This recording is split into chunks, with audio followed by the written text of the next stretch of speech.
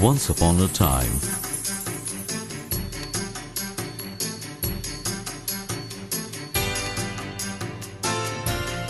King Brahmadatta was ruling the city of Benares. He had a wise minister to advise him. One day, the king and the queen went on an outing to the pleasure garden. A big crowd from the court went with them. They visited many parts of the lovely garden.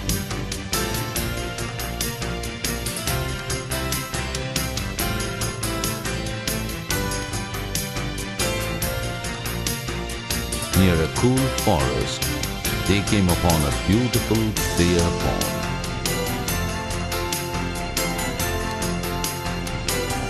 The king decided to go for a swim. Leaving all the jewelry on the banks of the pond.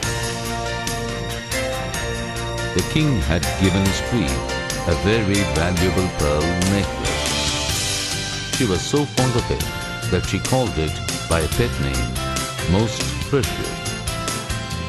Dear, the pearl necklace is amazing. That's why I have kept it safely on the shore. So he dived into the water.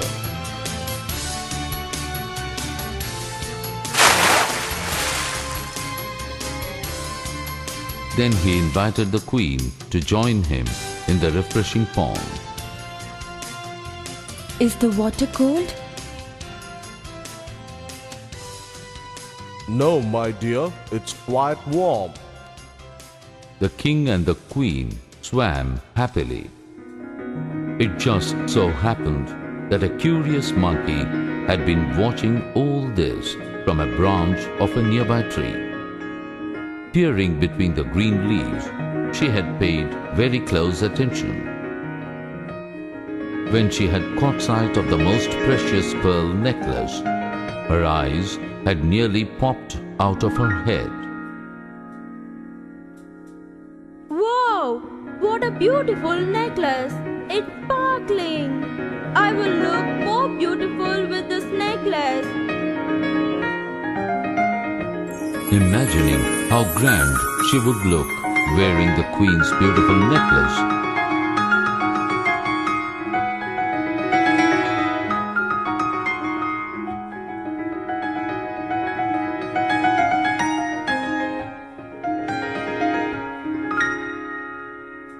she patiently watched the servant girl who was guarding it. At first, the girl watched over it very carefully.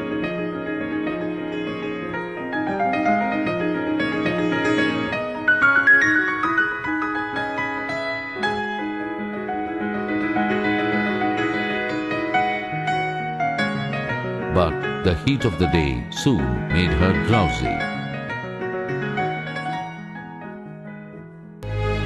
When the monkey saw her start to snooze, she swung down from the tree as fast as the wind. In a flash, she grabbed the necklace most precious, put it around her neck, and ran back up the tree. Afraid that the other monkeys would see it, the little sheep hid the gleaming pearl necklace in the hollow of the tree. Then she sang, regarding the lake, remaining silent and pretending to be silent. In a minute or two, the servant girl awoke from her accidental nap. Frightened, she immediately looked at the queen's possession. When she saw the necklace was missing, she yelled out in terror. Help! Help! Somebody has taken the queen's pearl necklace, the one called Most Precious. Help! Stop, all of you! Guards, stop everyone! No one should move! Oh God, that is my favorite necklace. Don't panic, you will get the necklace. Frightened of the king's wrath, The guards began dashing madly around the pleasure garden, searching for the thief. At that very moment, there happened to be a poor man walking just outside the garden.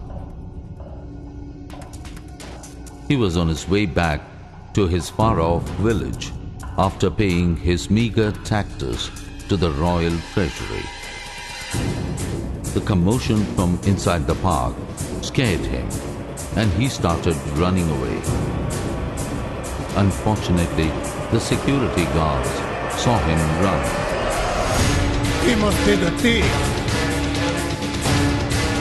They rushed through the garden gate, and after a short chase, easily captured the innocent man. They began to beat him.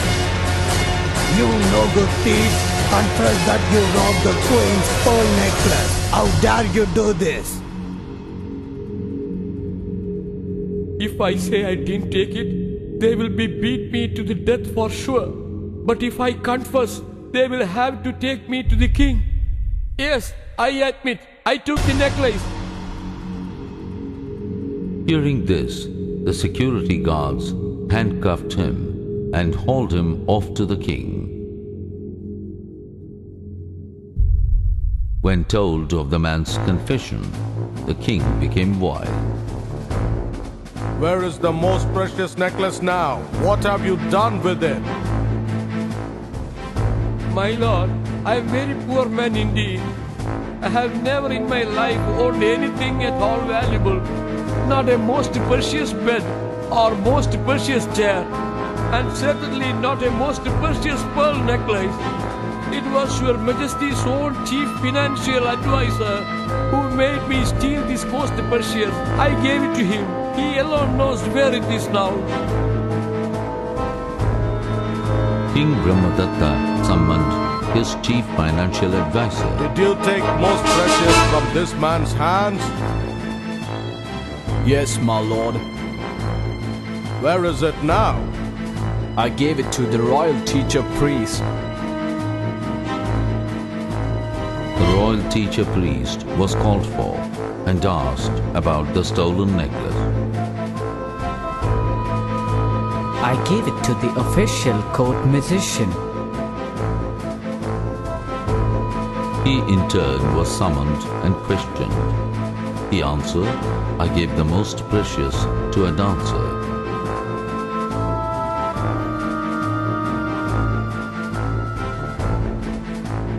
When she was identified and brought to the king, he demanded to know what she had done with the queen's pearl necklace. Your Majesty, I don't know anything about the pearl necklace.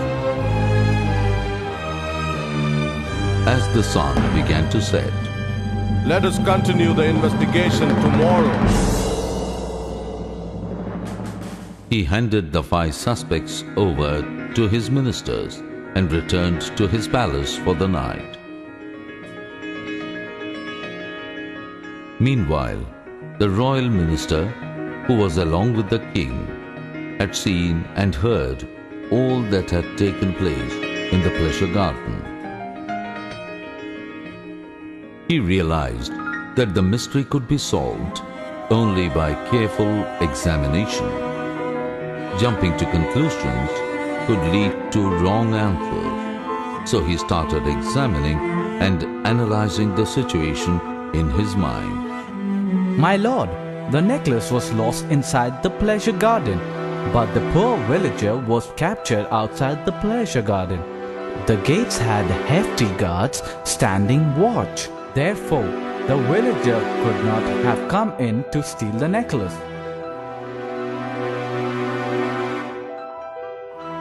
True. Likewise, no one from inside the garden could have gotten out through the guarded gates with the stolen necklace. So it can be seen that none of these people could have gotten away with most precious either from inside or outside. But how come a group of people are involved in this? What a mystery! The poor man who was first accused must have said he gave it to the chief financial advisor just to save himself. The chief financial advisor must have thought it would be easier for him if the royal teacher priest was involved.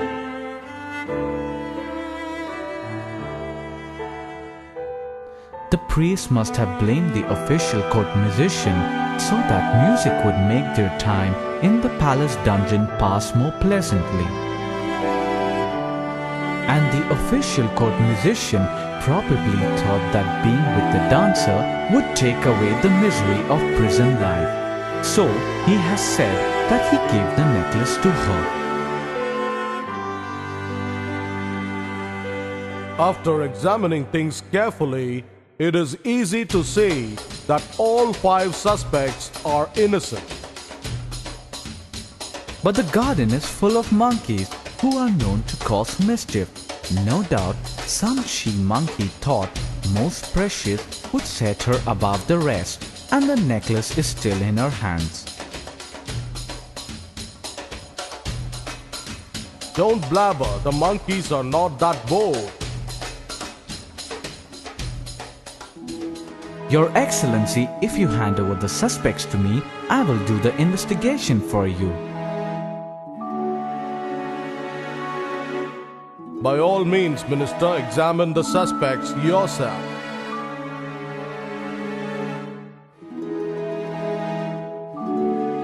The minister called for his servant boys.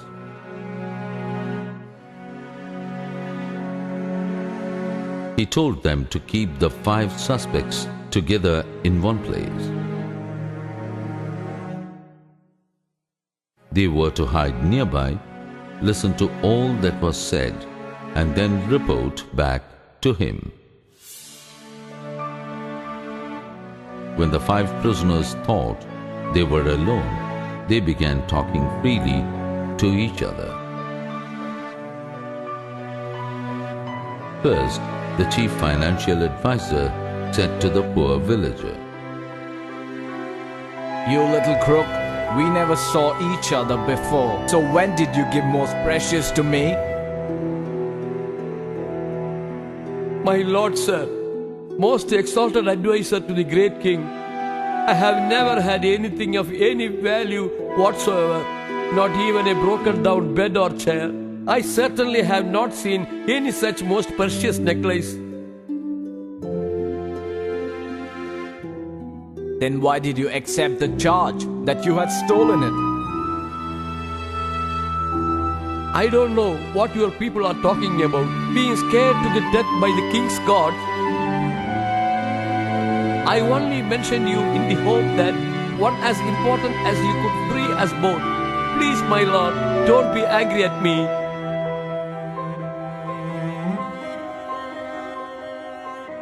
The royal teacher priest said to the chief financial advisor, You see, this man admits he has not given it to you. So how could you have given it to me? We both are in high positions. I thought that if we got together and backed each other up, we could settle this matter. Oh, royal teacher priest, when did you give the queen's pearl necklace to me? I thought that if you were imprisoned with me, your music would make it much more pleasant. That's why I lied. You miserable crook! When did I see you? When did you see me? We have never met each other before. So when could you possibly have given me the stolen most precious? Oh dear young lady, please don't be angry with me. I only accused you so that when we are in prison together, your being with us will make us all happy.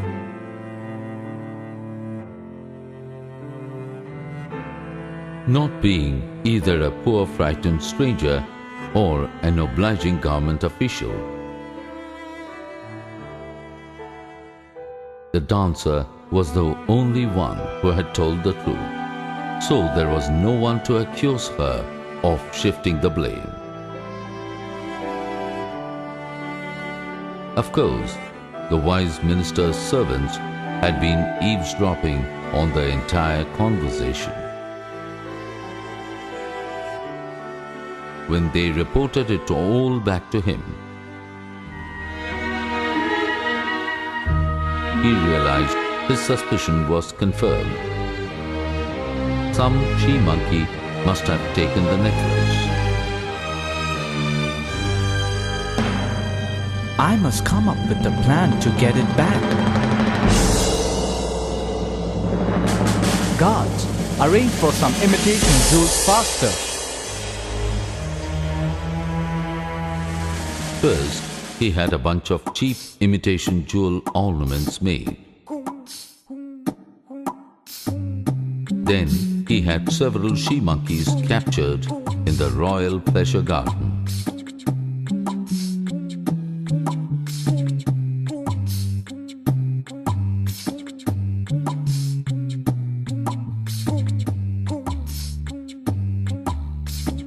He had them decorated with the cheap sparkling necklaces on their necks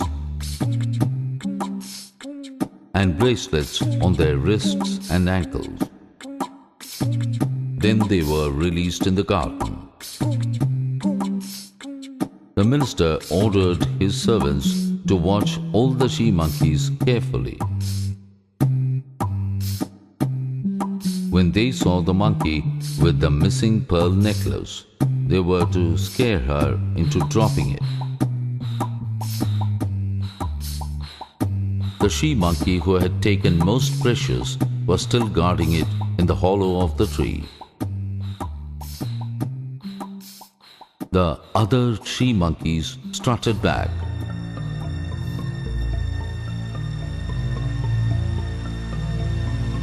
See how fine we look. We have these beautiful necklaces and bracelets.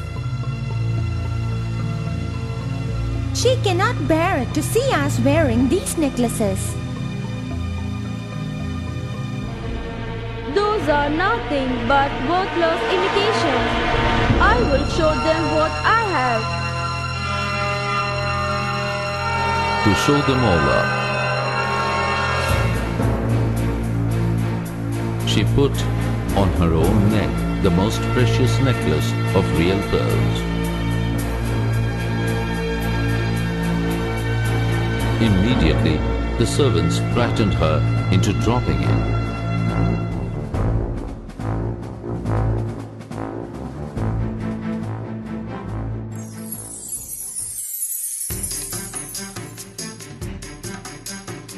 They took it to their master,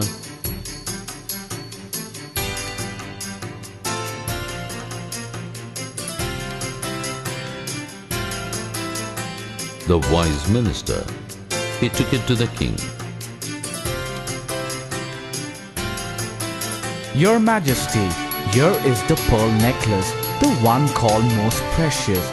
None of the 5 who admitted to the crime was really a thief. It was taken instead by a greedy little she-monkey living in your pleasure garden. How did you find out that it was taken by a she-monkey, and how did you get it back? The minister told the whole story.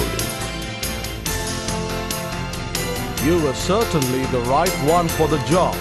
In times of need, it is the wise who are appreciated the most. Then he rewarded him by showering him with wealth, ornaments of gold, silver, pearls, jewels, lapis lazuli, diamonds and coal, theft from greed, lies from fear, truth from examining.